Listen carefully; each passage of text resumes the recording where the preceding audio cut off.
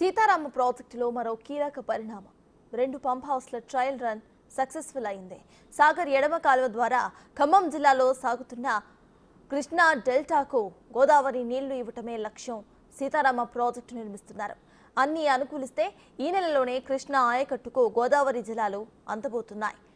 అశ్వాపురం మండలం అమ్మగారిపల్లి నుంచి నీటిని ఎత్తిపోసి పాలేరు జలాశయం వరకు నీరును అందించాలి అనేది మంత్రి తుమ్మల కల.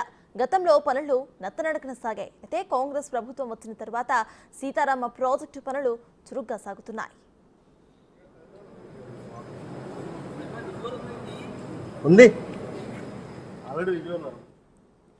ప్రస్తుతం ఎన్కోరు లింక్ కెనాల్ ద్వారా వైరా రిజర్వాయర్ నింపి సత్తుపల్లి వైరా ప్రాంతానికి నీళ్లను ఇవ్వబోతున్నారు. 2 పంప్ హౌసెస్ ట్రయల్ రన్ విజయవంతం కావడంతో రేపో మాపో ములకపల్లి మండలంలో 3వ పంప్ హౌస్ ట్రయల్ రన్ పై ఇంజనీర్స్ దృష్టి పెట్టారు.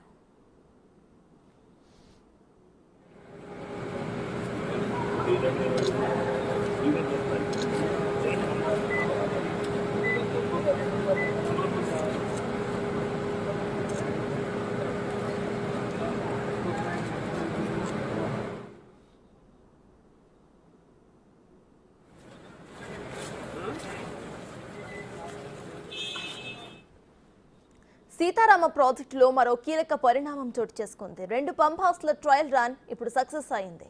సాగర్ ఎడమ కాలువ ద్వారా ఖమ్మం జిల్లాలో సాగుతున్న కృష్ణా డెల్టాకు గోదావరి నీళ్లు ఇవ్వటమే లక్ష్యం. సీతారామ ప్రాజెక్టు నిర్మిస్తున్నారు. అన్ని అనుకూలిస్తే ఈ నెలలోనే కృష్ణా ఆయకట్టుకు గోదావరి జలాలు అందబోతున్నాయి. అశ్వాపురం మండలం అమ్మగారిపల్లి నుంచి నీటిని ఎత్తిపోసి సాలేరు జలాశయం వరకు అందించాలి అనేది మంత్రి తుమ్మల కల. గతంలో పనులు నత్తనడకన సాగాయి. అయితే కాంగ్రెస్ ప్రభుత్వం వచ్చిన తర్వాత సీతారామ ప్రాజెక్టు పనులు చురుగ్గా సాగుతున్నాయి.